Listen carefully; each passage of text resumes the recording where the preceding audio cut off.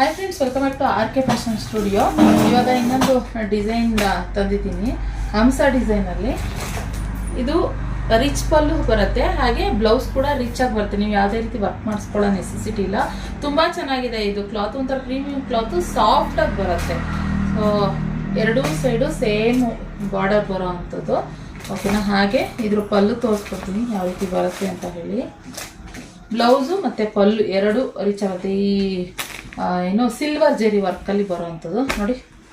ಇದು ಬಂದು ಪಲ್ಲು, ಇದು ಬಂದು ಬುಟ್ಟನಲ್ಲಿ ಬ್ಲೌಸ್ ಬರುತ್ತೆ.